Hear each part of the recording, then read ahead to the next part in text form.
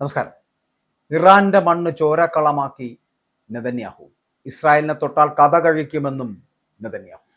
അമേരിക്കയും ഇറാനും തമ്മിലുണ്ടാക്കിയ സമാധാന കരാർ അത് അണിയറയിൽ ഒരുങ്ങുകയും ലബനനിലെ ആക്രമണത്തിന്റെ പേരിൽ ഡൊണാൾഡ് ട്രംപ് തന്നെ വിളിച്ച് പച്ചത്തറി വിളിക്കുകയും ചെയ്തിട്ടും ഒരു ഇഞ്ച് പോലും പിന്നോട്ടില്ലെന്ന് പ്രഖ്യാപിച്ചുകൊണ്ട് ഇസ്രായേൽ പ്രധാനമന്ത്രി ബെഞ്ചമിൻ നെതന്യാഹു മുന്നോട്ട് പോകുന്നു.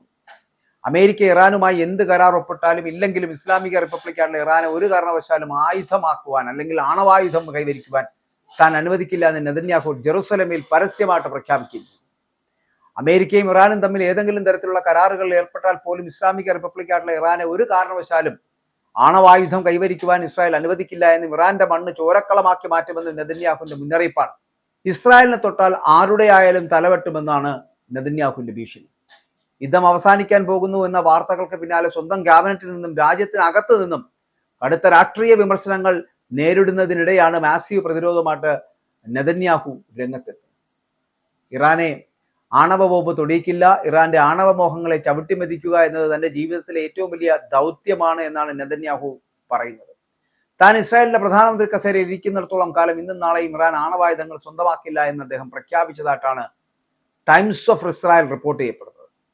അമേരിക്കയുടെ സഹായത്തോടു കൂടി ഇസ്രായേൽ ചരിത്രത്തിലെ ഏറ്റവും വലിയ തകർപ്പൻ ആക്രമണ പരമ്പരയ്ക്കാണ് തങ്ങൾ നേതൃത്വം നൽകിയത് എന്നും ഇറാനിൽ നിന്നുള്ള അടിയന്തര ആണവ ഭീഷണി പൂർണ്ണമായിട്ടും ഇല്ലാതാക്കി ഇസ്രായേലിനെ സമ്പൂർണ്ണ നാശത്തിൽ നിന്ന് രക്ഷിക്കുവാൻ ഇതിലൂടെ സാധിച്ചുവെന്നൊക്കെ നെതന്യാഹു അവകാശവാദം ഉന്നയിക്കുന്നുണ്ട്. ശാസ്ത്രജ്ഞന്മാരെ കൊന്നു, ഫാക്ടറികൾ തകർത്തു, ഇറാനെ തങ്ങൾ എങ്ങനെ നേരിട്ടു എന്നുള്ള വിവരങ്ങളാണ് നെതന്യാഹു ഇതിലൂടെ പുറത്തുവിട്ടത്. ഇറാന്റെ ആണവ ശാസ്ത്രജ്ഞന്മാരെ തിരഞ്ഞു പിടിച്ചു വധിച്ചും ഭീകര ഭരണകൂടത്തിന്റെ തലവന്മാരെ ഇല്ലാതാക്കിയും അവരുടെ ആണവ നിലയങ്ങൾ തകർത്തും ഇസ്രായേൽ കരുത്ത് തെളിയിച്ചു കഴിഞ്ഞു.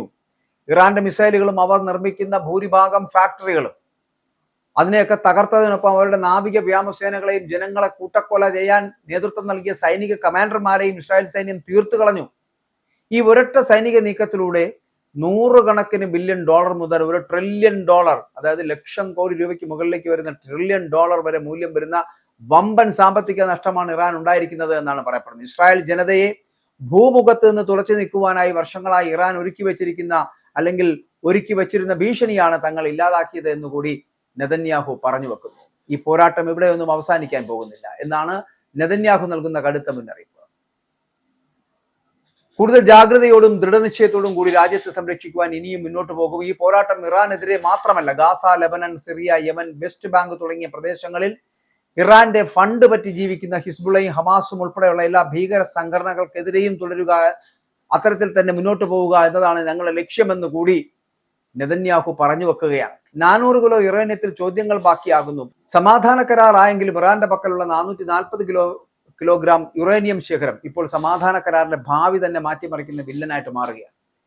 ഈ 440 കിലോ യുറേനിയം അത് വിട്ടുകൊടുക്കുവാൻ ഇറാന് ഒരു താല്പര്യവുമില്ല. എന്നാൽ അത് കൈക്കലാക്കി തരിപ്പണമാക്കുമെന്ന കടുത്ത നിലപാടിലാണ് US പ്രസിഡന്റ് ഡൊണാൾഡ് ട്രംപ്. ഇതോടെ പശ്ചിമേഷ്യൻ കരാറിന്റെ അണിയറയിൽ തന്നെ വൻ നയതന്ത്ര യുദ്ധമാണ് മുറുകുന്നത് എന്നുള്ളതാണ്.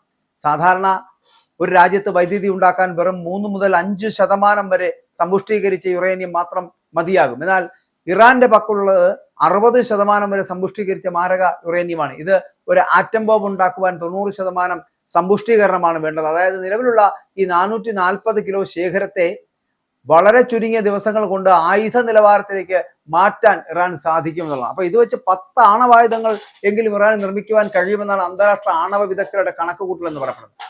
അപ്പൊ ഇതാണ് അമേരിക്കയും ഇസ്രായേലിനും ഒക്കെ ഒരുപോലെ ഭയപ്പെടുന്നത്. യുറേനിയത്തിന്റെ കാര്യത്തിൽ യാതൊരു തരത്തിലുള്ള വിട്ടുവീഴ്ചയും ഇല്ല എന്ന് ട്രംപ് വൈറ്റ് ഹൗസിൽ വ്യക്തമാക്കുന്നത് ഞങ്ങൾക്ക് ആ യുറേനിയം ഇങ്ങോട്ട് വേണ്ട, അത് കൈക്കലാക്കിയാൽ ഉടൻ തന്നെ നശിപ്പിച്ചു കളയുമെന്നാണ് ട്രംപിന്റെ ഭീഷണി. എന്നാൽ ദശാബ്ദങ്ങൾ നീണ്ട കഠിനാധ്വാനത്തിലൂടെ തങ്ങൾ സ്വന്തമാക്കിയ ഈ ആണവ സമ്പത്ത് അത് തങ്ങളുടെ പരമാധികാരത്തിന്റെ അടയാളമാണ് എന്നും ഇതിന്റെ ചർച്ചകളിലെ വലിയൊരു വിലപേശൽ ശക്തിയായിട്ട് മാത്രമേ അതിനെ കാണൂ എന്നും ഇറാന്റെ നിലപാട് പ്രഖ്യാപിക്കുന്നു. അപ്പോൾ ഈ യുറേനിയം വിദേശത്തേക്ക് കയറ്റി അയക്കില്ല എന്നാണ് ഇറാൻ വ്യക്തമാക്കുന്നത്. ഇന്റർനാഷണൽ അറ്റോമിക് എനർജി ഏജൻസി എന്ന് പറയപ്പെടുന്ന ഇറാന്റെ ആണവ കേന്ദ്രങ്ങളിൽ പരിശോധന നടത്താൻ ശ്രമിക്കുന്നുണ്ട് എങ്കിലും കൃത്യമായിട്ടുള്ള കണക്കുകൾ ഇനിയും പുറത്തുവിട്ടിട്ടില്ല. ഇവിടെ ഇസ്ഫഹാനിലെ മല തുറന്നുണ്ടാക്കിയിട്ടുള്ള രഹസ്യ ദുരന്തങ്ങളിൽ മാത്രം ഏകദേശം 200 കിലോയോളം യുറേനിയം ഒളിപ്പിച്ചിട്ടുണ്ട് എന്നാണ് അമേരിക്കൻ രഹസ്യാന്വേഷണ വിഭാഗത്തിന്റെ ഇൻസൈഡ് റിപ്പോർട്ട്. ഇനി മറ്റൊന്ന്, ബാക്കി വരുന്ന 240 കിലോ എവിടെയാണ് എന്നുള്ള കാര്യത്തിൽ ഒരു പിടിയുമില്ല. യുറേനിയം എളുപ്പത്തിൽ ഒളിപ്പിക്കുവാനും കടത്തുവാനും കഴിയുമെന്നതിനാൽ വെറുമൊരു സൈനിക നടപടി കൊണ്ട് ഇത് ഇല്ലാതാക്കാൻ ട്രംപിന് കഴിയില്ല. കരാർ ഒപ്പിടണമെങ്കിൽ നിലവിൽ 3 തന്ത്രപ്രധാനമായിട്ടുള്ള നിർദ്ദേശങ്ങളാണ് നയതന്ത്രജ്ഞർ മുന്നോട്ട് വെക്കുന്നത്.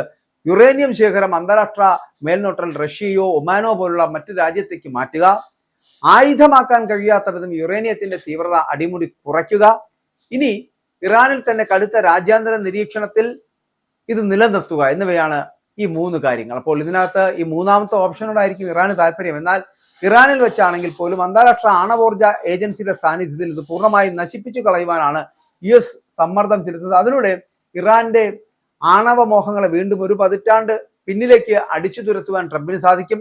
ഈ യുറേനിയൻ തർക്കം പരിഹരിച്ചില്ല എങ്കിൽ പശ്ചിമേഷ്യൻ സമാധാന കരാർ വെറും ജലരേഖയായി മാറുമെന്നുള്ള കാര്യം തർക്കമേയില്ല.